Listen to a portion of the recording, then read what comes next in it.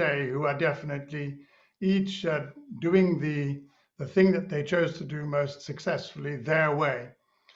We have Mary Nally, who is going to be talking to us as the founder of the Third Age, important national voluntary organization established in Ireland. And then we're going to be talking with Rick Aubrey, who's currently now as the boss at the Community Housing Partnership. But a number of years ago, he was the founder of New Foundry Ventures, and he'll tell us about his journey. And then we're going to be joined by Bob Barige, who is going to be reflecting on the whole question that Mary and Rick have been talking about, which is how do you leave your organization and how do you then go forward? How do they do it? How do they do it their way?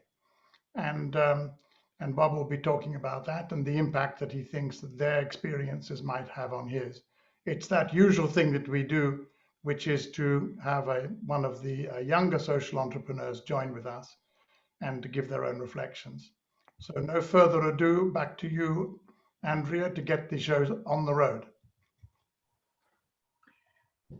Yes, so Mary, are you prepared and ready? Please tell us your story.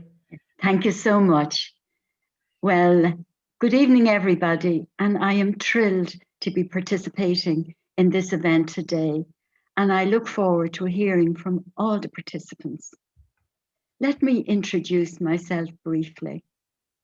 I am a qualified nurse, and I worked for many years in different hospitals. I loved my career as a nurse. In 1988, my mother came to live with us, and for the first time, I could see village life through my mother's eyes. I live in a small village, and it rapidly became clear to me that there were few social outlets available for older people in my locality, and that some suffered from loneliness and experienced social isolation. This motivated me to introduce social activities within the locality, including the provision of services and volunteering opportunities for older people. This sowed the seed for what has become Third Age Ireland. Third Age is a national voluntary organisation which promotes the value of older people's contribution in their local communities.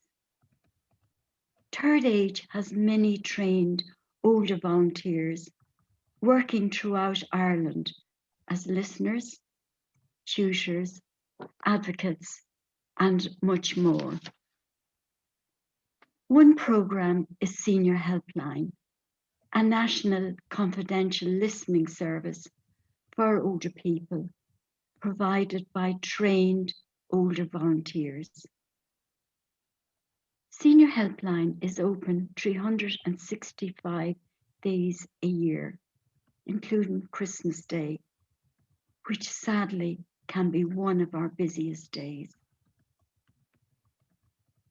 Fáilte Isteach is another project, and that means welcome in, and it's another Third Age national programme where conversational English classes are provided to immigrants by trained older people, helping these people to integrate into our communities and also to assist with better job opportunities. Third Age has many projects, such as the Way We Were, the Trauma Project, the Trauma Teddy Project, many, many more. After 30 years working with a great team and board, I began to feel that the time was right to step away from Third Age. I walked the roads with my husband and discussed at length how I could manage my exit, both personally and professionally. It was a very difficult decision. After 6 months of deliberation, I decided to tell the board, then the staff, of course, volunteers. The board, they were initially reluctant to accept my resignation, but I had decided to embrace other aspects of my life, like travel, particularly exploring the islands around Ireland, more time for cycling and walking, listening to music, and spending more time with my 6 grandchildren. When I reflect on my exit, I think that what made it easier was knowing that this small local enterprise I had started, without expectations, had blossomed into a truly national organisation, harnessing the capability of older people and also offering a vital social outlet within rural and urban localities. I am immensely proud of my contribution, but I also recognise that the organisation would continue to evolve and develop without me. Over time, a skilled and experienced team have been built up with individuals that were invested as I in the success of Third Age. As a result of determined fundraising throughout my tenure, the organisation was also in a resilient financial position. This was very important to me, as anyone involved with charitable organisations will know. This is a constant focus. Over the period of a month, I handed over my responsibilities to the new CEO, who shadowed me during that period. I am now 3 years retired, and without a doubt, I found my departure from Third Age very difficult for the first 6 months. But I am now very much at peace with my decision. I felt that a clear separation would be most beneficial for me, so that when I retired from Third Age, I did not continue to be involved in any way. In effect, I drew a line under what had been a significant and rewarding part of my life. But crucially, I have no regrets. Life has taught me many lessons, especially that life is very precious. I relish the challenge of working with Third Age and promoting its important agenda. But having stepped away from it now, I am as free as a bird. Life is for living, and I am certainly doing it my way. Thank you.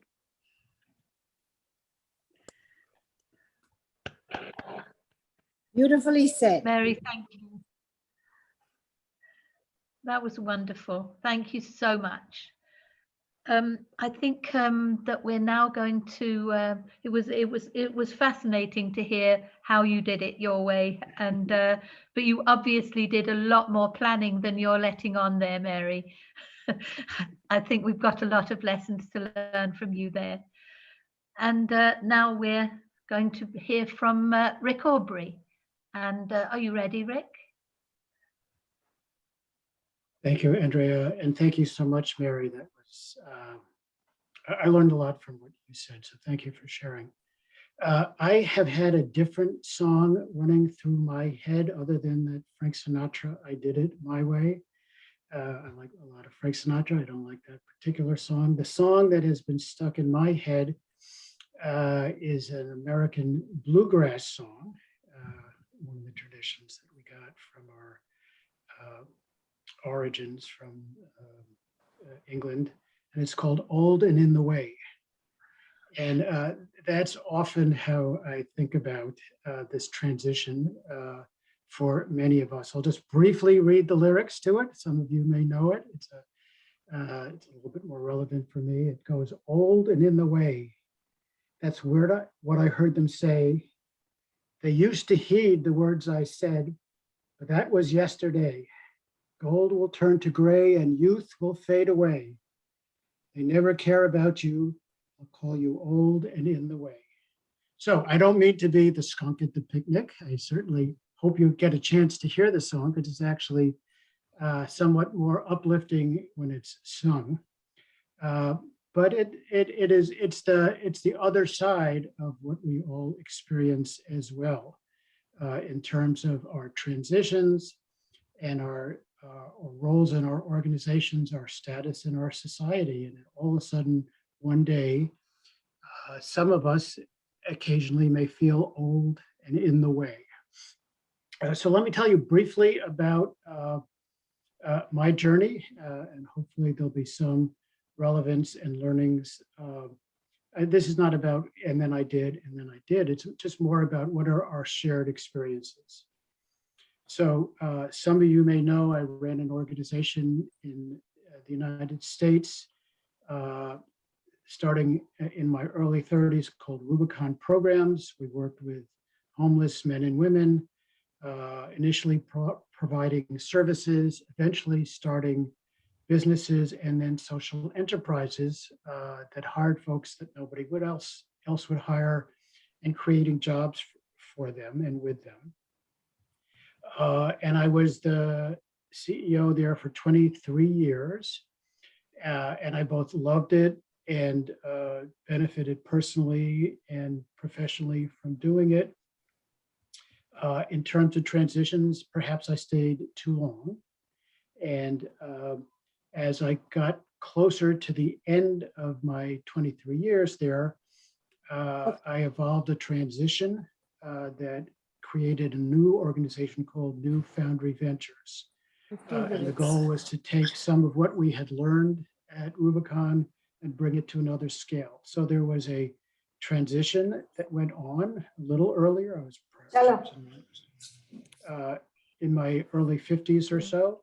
It wasn't a perfect transition, but it had some planning about it. And then I went through a transition from New Foundry Ventures, when all of a sudden there were several opportunities because we'd had some success at the work we'd done. And I went to join Catherine Trujillo, who's on this call, and we were both working and teaching down in New Orleans at Tulane University. And I had the opportunity to start a new program in social entrepreneurship and social innovation, and it was quite exciting. And I did that for a little more than 6 years. And then all of a sudden that ended more suddenly than I would have expected. There was a change in the leadership of the university.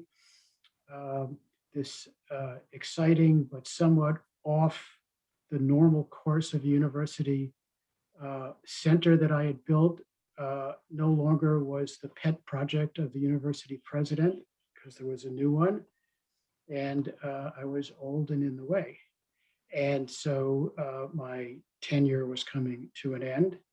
And then I ran into the experience that many people have had of being somebody in their early to mid 60s looking for work.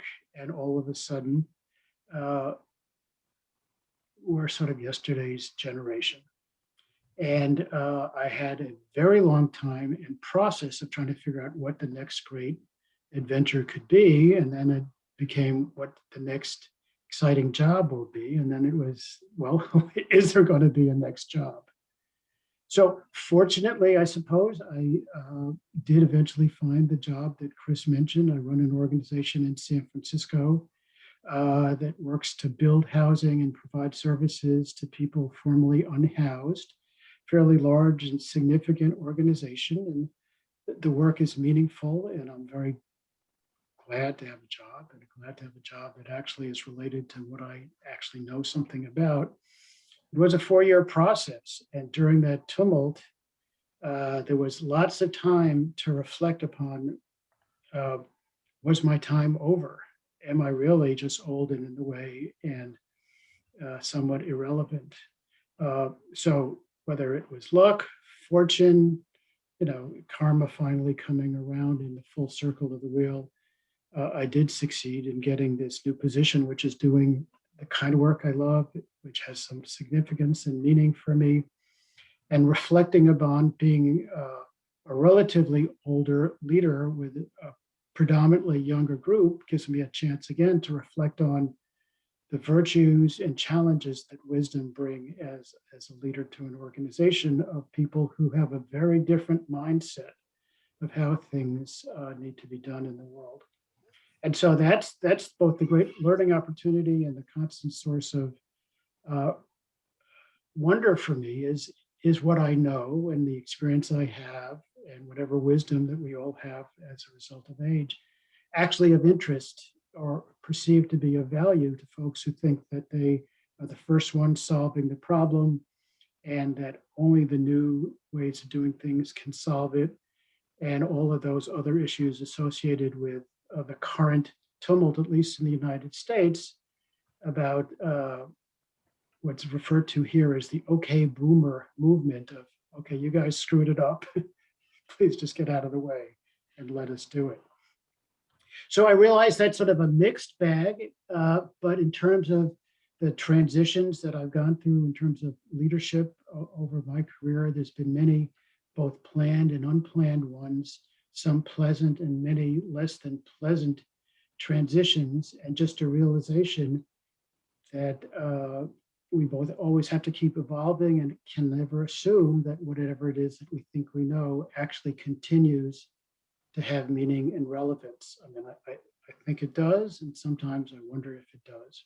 But maybe I'll stop there, Andrea, and leave time for other speakers and other questions to come up. Rick, thanks so much. And you mentioned the words tumult, and how some of those successions have been difficult, some planned, some not. But the one great thing about it is that is your resilience, how you've managed to, you're still there, you're still standing, you've got so much to teach people and to learn from you. So thank you so much for that, Rick, really inspiring.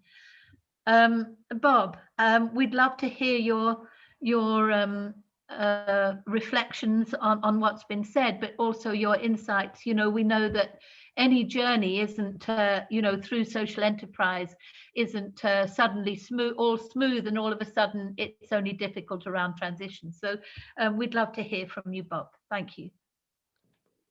Yeah, I'll do my best. So I guess the first thing that I was struck by and reminded of was the enormity of this life transition. I don't know if things have changed now, but I remember when I was younger, I used to think that there was a real need for support through, the work I do with working with people who've had histories of addiction is very much about them making that transition of being somebody who is an addict. I'm not a huge fan of that term, but it's shortcut to knowing what I mean, to somebody who's not. And I feel like, in a way there needs to be a lot of support around people making life transitions. And correct me if I'm wrong, but I think like one of the real needs is for this later stage, this later transition in life where there needs to be real support around, what is it like to give up, 40 years maybe of your working life? What is it to not be doing that anymore? How well are people supported to find the space to talk about what's going on? And also to have the space to talk about, I think when I was listening to you, Mary, just, when you were talking about wanting to leave the organization in a financially robust way, how much space is given to people leaving to almost make a bit of a wish list of the things that they want to leave behind? Feels like the other thing I was going to say was, and I can't help but think about this from a very kind of big existentialist perspective, which is maybe the way that we respond to this kind of transition and other transitions, but I think particularly this one is probably very much how we respond to the end. Are we people who put our hands in our ears and just pretend that it's not happening, and then at some point, you know, it's right in our face? Or are we the kind of person who sees the end coming? And if we are able to have a healthy relationship to that, we're going to have a much better chance of being able to plan for it and to be able to take steps to leave in a graceful and dignified way. So I was really reminded of that. And when I was listening to both of you talk, just in terms of, yeah, I think having the space to, like I said, to talk about and to process what it must be like emotionally to go through this when you're giving up a significant part of your life. And also, and again, just this is something really relevant to my work in terms of supporting people to stop taking drugs or alcohol. To me, you can't just take something away from someone and not offer a substitute and offer something else to put in its place. You know, I think one of the worst things to do is to leave a vacuum or to leave a void. So that was something else that I was thinking of in terms of when you leave and you've been part of something for so long. So many emotions are attached to that. And there's very much this element of letting go the past, but also what about the space to invest in your future? How much space is there to find, or how much energy is there to invest in a new meaning and a new purpose in life? And I think, Rick, you were touching on that when you were talking. Personally, I think the thing that came up for me the most was making me reflect on, as an individual, what is my relationship to change? And also when this happens in my organization, particularly at some point, you know, what is the organizational relationship to change? What is the culture that we have created that means that when some kind of change happens, it isn't just shock? Because, you know, there is this culture of, like I said, you know, people running around with their hands in their ears. For me personally, my organization is called Foundation for Change. We're all about change. It's really important for us to be able to cope with change and to adapt to change. And I kind of say that semi-jokingly, but we've gone through actually a very big transition ourselves, where my co-founder departed, well, she left, she's still alive. She left at the end of last month, and it's been a very long working relationship, and she's really woven into the DNA of this organization. And there was a real shock at her departure, but I think that because we have this culture of working through change and working through and having a very deep understanding of, you know, things like grief and loss and mourning and the importance of that and the importance of allowing space for that, I felt that we have actually transitioned that in a very healthy and meaningful way. So I guess for me, as I continue in this organization or whatever organization I'm in, and particularly as I'm getting to kind of later stages of particularly leaving work and moving more into retirement, I think one of the things that I want to really make sure of is what is the culture that maybe I've been responsible in responsible in helping to happen around people's understanding of change. Thank you so much, Bob. That's really fabulous. Thank you so much. And I just think that it's this issue around change, as you're saying, is a really important issue wherever you are on your journey through your organization, or in Rick's case through organizations, but and how we all build our ability to face change, or how to manage change. Mm-hmm. So there are a couple of questions, or at least something here that I think people may like to mention. Christy, I wondered if you'd like to say a few words about what you say about how life expectancy and yet expectations around retirement are so prevalent.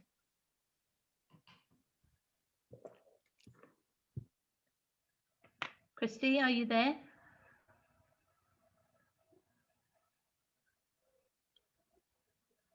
No, maybe not. So we'll come back to Christy in a moment. But I wonder, Kat, I know you've worked a lot with Rick. I wonder if you have any insights from how you've perceived those changes that Rick's made.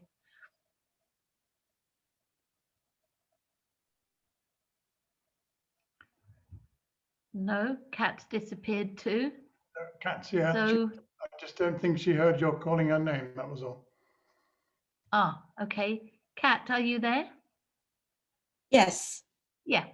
I wondered if you had any insights that you could share with us, having your own journey through your own organization, and also seen Rick's journey, some of Rick's journey at least.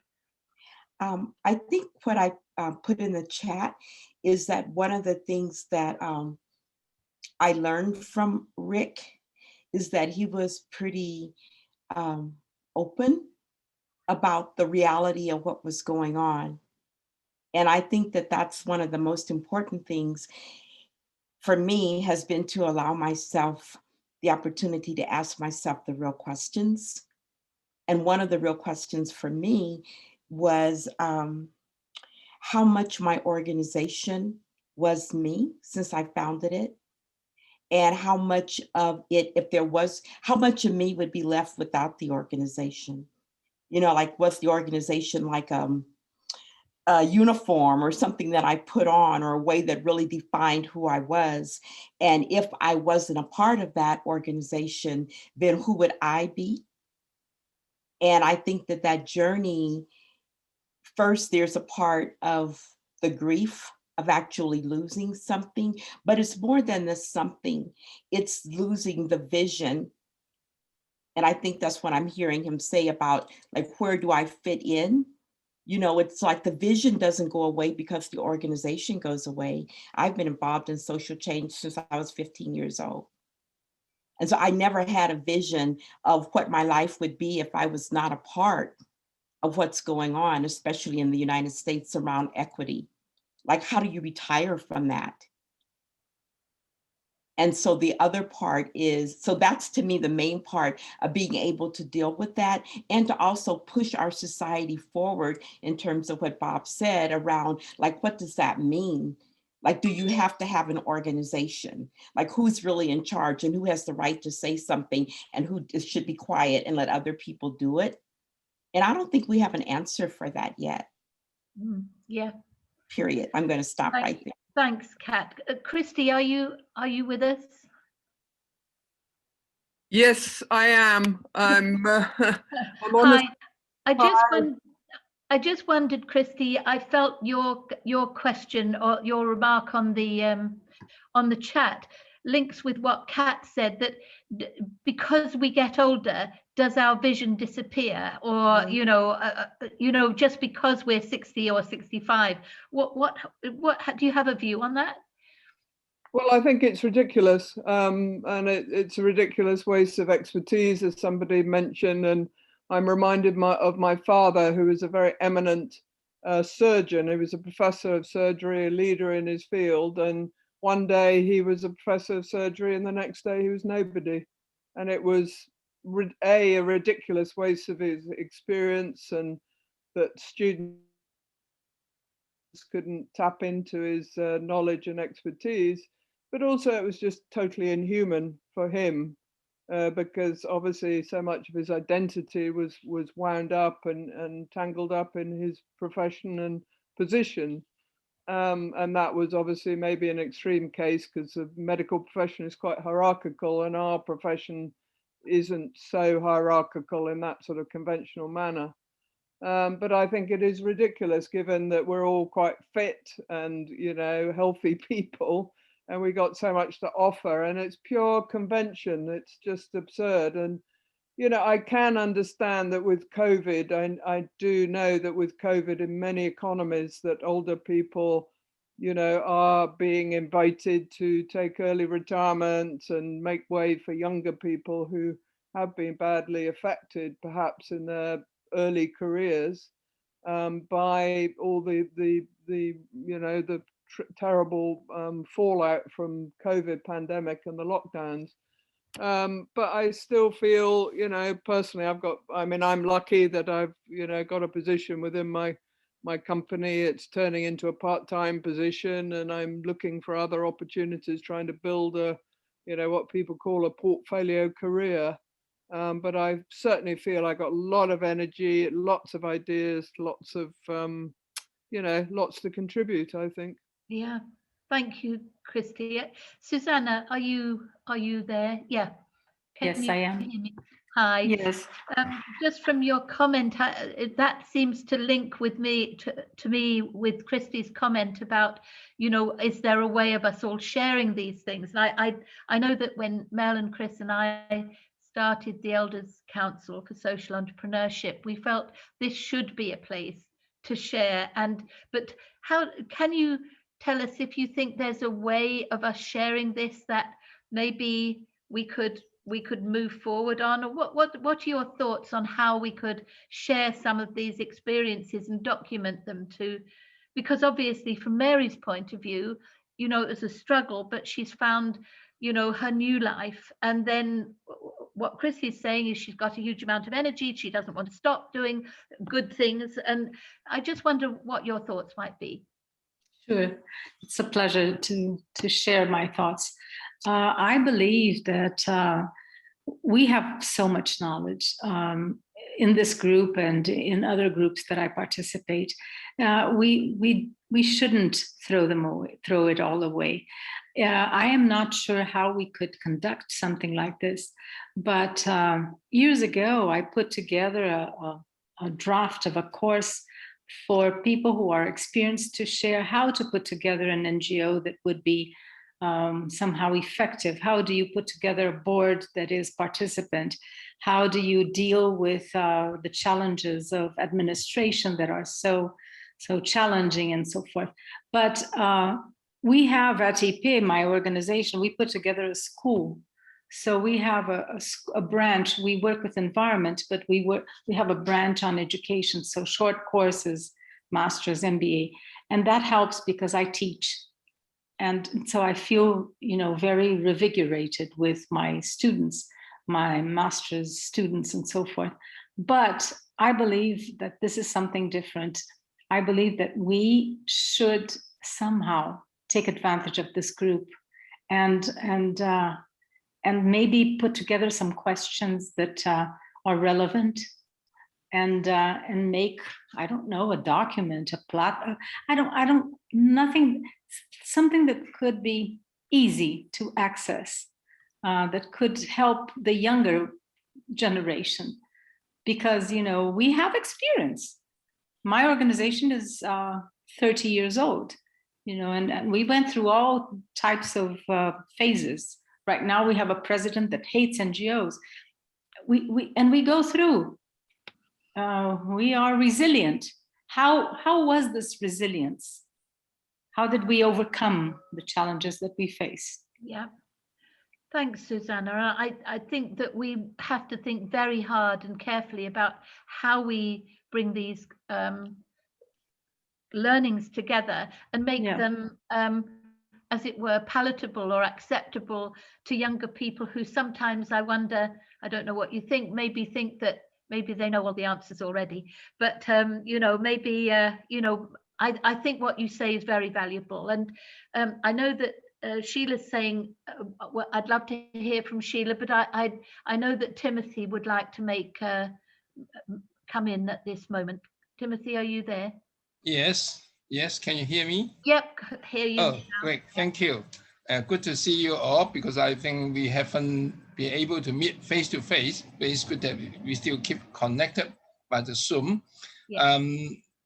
I just want you to know that I have been working for an organization who I serve as the founding executive director, and for 16 years. Well, to me, when you enter to an organization, I think I already planned when I should leave. That means I plan when I should, well, step down and then hand over to the successor. Because I think as the CEO or as the chief administrator of the organization, I always prepare that I should not take this post for life, because when we are getting aging, when we are getting older, we may want to start new business, new interests, or new direction. So I think in the year of 1982, when I attended World Assembly on Aging at the Vienna, talking about pre-retirement education, actually it's talking about when you start your career, actually you also should start with your retirement arrangement. So when I heard about different stories about the former speakers, I think it is what I got some hard feeling that some are not well prepared before being asked to step down. Some are facing the COVID, so the organization will change or the board changed, so your position is no longer exists. So I think these are putting us in a very unhappy and also frustrated feeling. But I think if we think it from another way, that it is our life course that in different stage, we need to have different planning and also different preparation. So I think what I can think about is if we are a group, want to say something, want to do something, it would be good that we have our member at the same age. I'm going to be 65 very soon. Yeah. I think I don't look like, right? No, let us reassure you that you don't, Timothy. Yeah, because I am a marathon runner and I still keep my running. But you know, today I got my second vaccine. You see? Wow! Oh my! Yeah. Wow! So that's why you look me find that I'm sleepy because it's now the midnight time in Hong Kong. Yeah. But I think it's good that we as a group of people we can develop some position paper or some practice wisdom to help our colleagues among to let them know that step down is not a sad thing. Step down is another honorable beginning of our next journey. And secondly, I think it's important that we also need to start our second journey not until the last day of your first job. So after step down from my organization, I start a consultancy company and now working as a consultancy for several NGOs and social enterprise in Hong Kong. And this afternoon, I just attend a meeting with a new project that just won the prize by the Chinese University of Hong Kong on social entrepreneurship. So I also serve as a mentor to help them to scale up their business. So I think this is what we can do because we all got plenty and plenty of experience. And our practice wisdom is really, well, precious to all the new staff and those people who have the challenges. So I think we can, well, gather our so-called the talent bank. That means we develop what you are strong on, and then we put it in a list. And then we promote it to the sector, and then let the young people to come to ask for us. And then we are, well, willing to be there to support them and give them the wisdom. I think this will make our past not be wastage because we are helping the people with future. So use our past experience to enrich the people, the young people, the next generation with the rich future. So I think this will be our wonderful thing. Thank you, Timothy. Thank you very much. And you've got a lot to teach us all. You start planning your exit as soon as you enter. So we have a lot to learn. And we would really love to hear more about what sort of stages of planning there is in that at some point. So thank you so much for that. But as Sheila says, you know, for many of us, the constraints about moving on are not to do with financial issues, but for Sheila and as the people that she has witnessed over many years, financial issues are the big constraint. Sheila, are you there? Can you talk to us a bit more about that? Thank you so much, Andrea. I think that we first of all need to acknowledge that we are a very special, privileged group. The Schwab Foundation, the Ashoka groups, they choose spectacular leaders, and we are all very privileged to be in that group. And so there are a lot of things that we can do, that we have a post organizational life. But I think that at some point we have a duty and an obligation to look at the sector. And as I didn't get her name, but this lady who was speaking before, which is that in most of our southern countries, we're having regimes that are right-wing and they hate NGOs. 90% of NGOs are close to closure. in all our southern countries. They're living hand to mouth, and most of the leaders are there because they need to be the buffer because of their credibility, their institutional fame, to protect the institution. Because, you know, a lot of political flack can be coped by people who have, you know, who have had different nominated to this and participated in that. You have a buffer. But if you look at the state of South Asian and many of the African countries, the institutional process, you can't create corpuses, you can't use project money even slightly this way or that way, you can't save anything. So the situation in the outside world of our cocoon is terrible right now. And I feel, I mean, I've come on this particular discussion to say that we have a duty and an obligation to the larger sector. We all have strong voices. We are all very privileged that we have a second and a third career, or we have families that embrace us. About 35% of my colleagues have destroyed their marriages in their obsession for their work. And they are very sad and lonely people. So I'm saying that at some point we need to bring this reality into our discussions. How do we support that? How do we help that? What do we do? Of course, we do talk about our own transitions and our own lives. That's also very important. But you have worked in Zimbabwe. You know the situation that's going on there. My friends there are in such trouble. So I don't want to sound like a wet blanket. No. But I feel this is a reality check which I want to bring into these conversations. Thank you for giving me this opportunity. You could never sound like a wet blanket. You always have solutions and bring the reality to us all. So thank you for that. And we'll make sure that we're thinking of how to address that with your help and support. Thank you.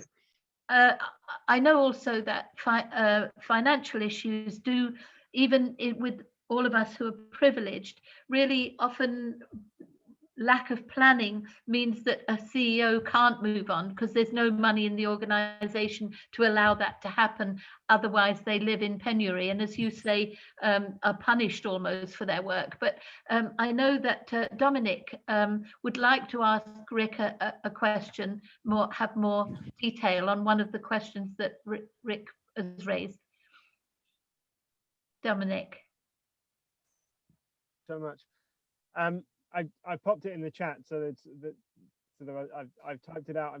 I'm really curious to know what Rick thinks is driving the tensions that he referred to between a younger team and him coming in with all this. Can you speak a little louder? You're very quiet, Dominic. Is that better?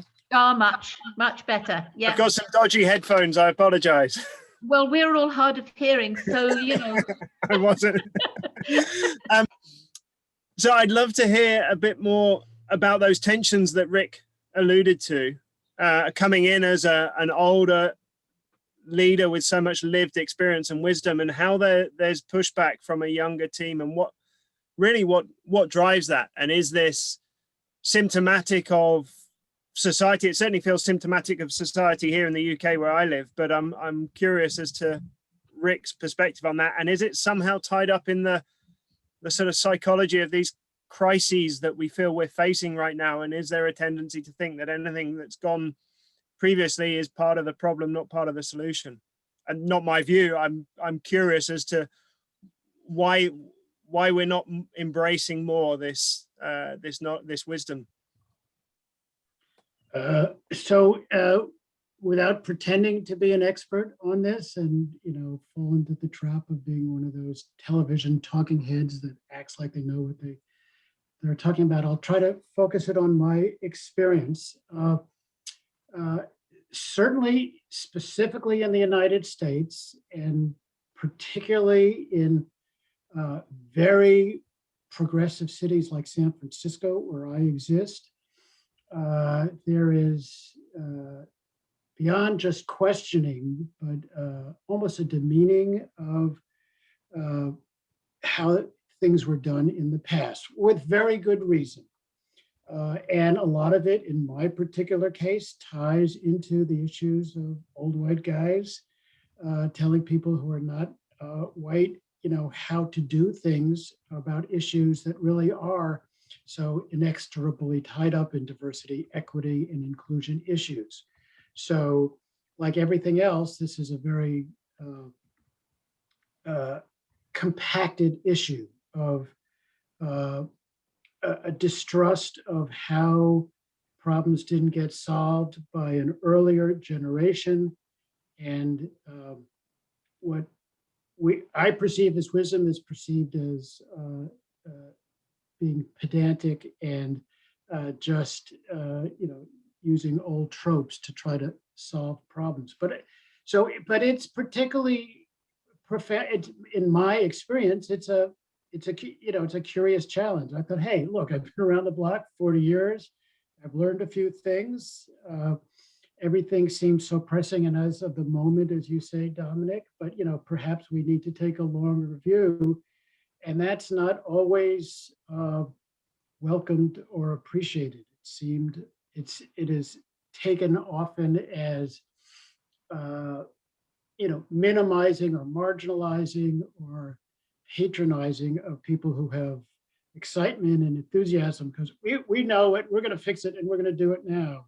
And saying, well, these problems have been here for a long time, and passion is great, but these things are really going to take a long time to solve. It's not always met with open arms. And I don't know how particular that is to the States. I don't know how particular it is to a place like San Francisco, where everybody is trying to be to the left of everybody else in their approach. And but it certainly is an unexpected challenge that I am working with now regularly of, having to state my bona fides and credibility of, hey, I got arrested. Hey, I spray painted buildings. Hey, I was in the March on Washington. All of those sorts of things, just to overcome this, perhaps understandable image that people have of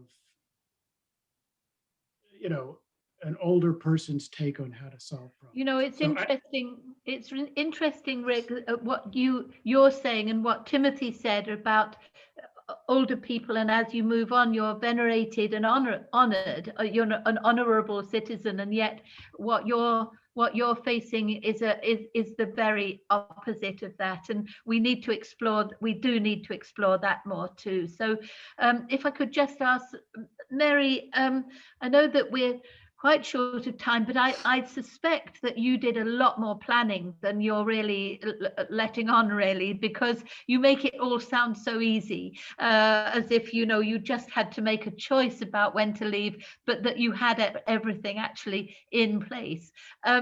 Can you just give us a moment of the sort of planning that you might have done? And then I'd like to hand over then after that to Afioma. So Mary, please let us know. Yeah, okay. Planning was so important, I felt, in my position, because I had built up the organization and spent 30 years. So it wasn't easy. It wasn't easy at all. But I had to look to the future, and did I really want to continue, or what did I want to do? I had to really look inside myself to see, and I realized that there's another life outside of the organization that I was involved in, and I felt that it was never going to be a good time to get out. It was never going to be a good time to hand over, but I had to do it. And I felt that after 30 years, given 30 years to the organization, that was the time to do it. And yes, I had to plan, I had to think hard, and no, it was never going to be a good time, a right time, but it was just go and do it. And I had to, I suppose, really force myself to do it. But I was in a lucky position too, that financially I was okay because I had paid into a pension fund, and that does help. It helps in exiting, you know, if financially that you're okay. But for me, that wasn't an issue. It was just looking at other things, having time to do other things of my life, because you know when you're involved with an It must have organization, taken a lot of courage, though. it did take a lot Yeah, of courage. but it seems as though it took a lot of courage too, Mary. So thank you so much for telling us that story. Ifeoma, are you there? I think you may be in a car. Yes, I think you're upside down, one or the other. Can you hear me?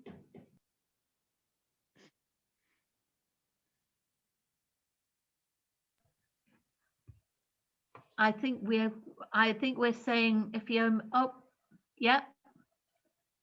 Ifeoma, can you hear me?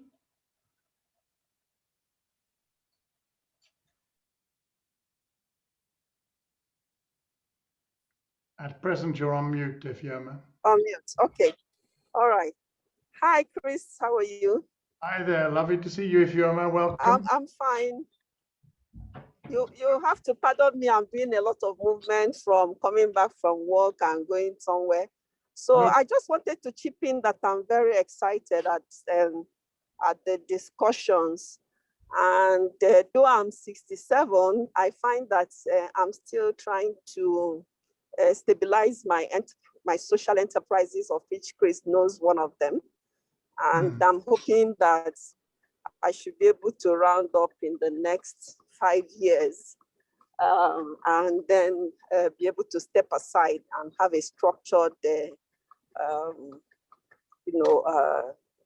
have about 3 organizations which I would like to, but I'm working at it. And definitely, I think it's a good idea that I've joined this group to learn from your experiences, and I've really picked up a lot. And I look forward to more interactions and more networking. And I want to thank Chris particularly for inviting me. I'm a professor of radiology. I'm still practicing as a radiologist at the University of Nigeria Teaching Hospital. I'm also a college lecturer with the College of Medicine, as well as running these 3 organizations as the initiator and the chairperson. The other organizations I am part of, like the director of the University of Nigeria Center for Clinical Trial, which is a new initiative, and it's a model that Chris is helping us to put together as a Pan-African model that most African countries should emulate. And they've given me nothing to work with, but I'm trying to do my best to make sure I have a structure in place before I give up. So thank you very much. Thank you, Ifeoma, and thanks so much for joining us. I'd hate to hurry you, but I know that I'm handing over to Mel now for a wrap up, and then a little exciting part at the end. So Ifeoma and everyone, thank you so much. And Mel, over to you. Thank you very much, Andrea. It's really been a fantastic discussion. I think everybody would agree. In 60 minutes there, we've packed in so much, and I've got about 2 minutes here to try and sum this up, which isn't actually really possible.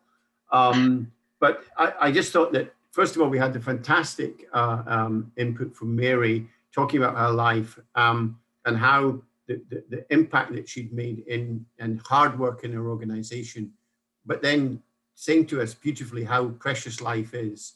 And her commitment had been absolute, and the organization was sustainable and moving forward. And now she was enjoying other things in her life, which maybe she hadn't been able to enjoy as a result of her commitment to setting her organization up.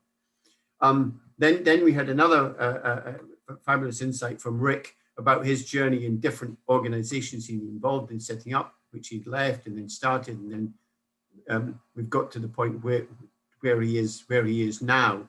And obviously, like others on the call, he's not about to move on and move away from the organization. And a number of the comments then that we had, questions and comments, were people talking about, I think Christy said, you know, why have we got this age in which we all have to retire? Kat was talking about, you know, her commitment to social progress, and that was just in her DNA from the age of 15, and therefore was just doing it, and it doesn't really matter what age you are. We got into talking about that. And then it's about, you know, again, as we mentioned in previous discussions about what we're doing with our organizations. We had a good, really interesting reflection, I thought, from Bob and his organization about where we were, just thinking about us as individuals and how we psychologically, if you like, handle change. And I thought it was a telling comment he made when he said his organization was called the Foundation for Change, and his co-founder had left, and they were having to deal with the issue of change within their organization, but they were quite robust to it because they were used to change. So that was a very interesting insight for us all, I think. It's about how do we plan for change, how do we deal with change internally, and how is our organization affected by change. Timothy gave some interesting insights as well in his contribution, talking about stepping down, and before you step down, understand this is the next stage on your journey, and don't step down and have nothing to do on that day. Plan before you go. But we're all working towards that end where we're making an impact individually and with others. And then finally, although we had other contributions, a great contribution, I can't really go through them all, but one of the big takeaways here, I think, that we were saying is this issue about wisdom, which was touched on slightly there between older people in organization and the younger generation that maybe is a bit disrespectful or not understanding that actually we still have something to offer despite our age. But that actually one of the conclusions I would take away from this is that, and I think Susanna says it, maybe we need to collectively do more, start to prepare a document, start to come together a bit and share things more collectively with other people who might be coming along and experiencing the same issue that we all may be affecting in the future. So I think that was a very good proposal and something that we can maybe start to discuss.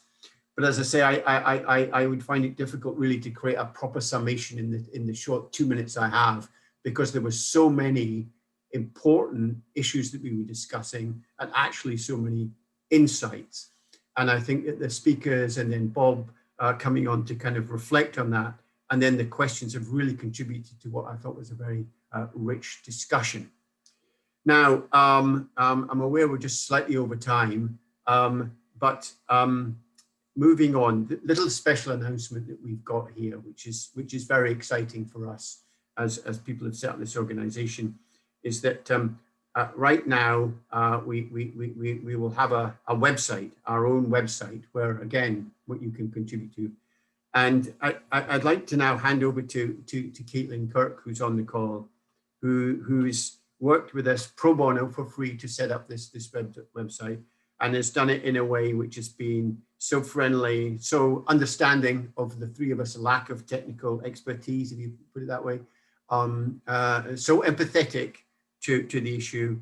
I'd really like to thank her, but like to hand over to her now to talk to you for a little second about our website. Caitlin, over to you. Hello, everyone. thank you for allowing me to be part of this conversation over the last, so many months. I had the opportunity to work with Andrea and Mel and Chris through Ashoka. They'd advertised for someone to help them with branding and website. So I will look to work mainly with people trying to change the world in a positive way. So I've had the delight of working with them and just sharing their passion. So without any further ado, I will pop the web address in the chat, which is www.elderscouncil.net. And that should be ready for everyone to see. I will pass over to Mary to officially sort of cut the ribbon, I suppose. So that's right. We asked Mary to cut the ribbon for us. You're on mute at the moment, Mary.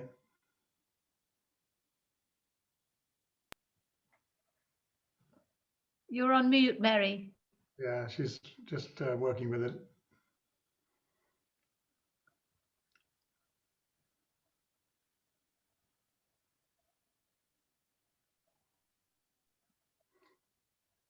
So Mary, let's see what you're cutting. Otherwise, we won't get the full beauty of it. We need to see it.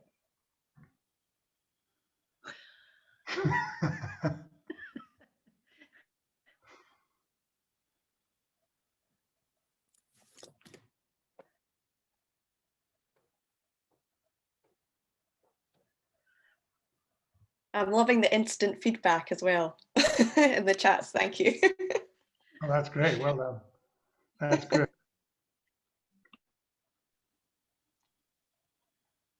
It looks terrific. Yes. Really While Mary's sorting her ribbon, thanks from all of us, Caitlin, for all your great work and patience and expertise.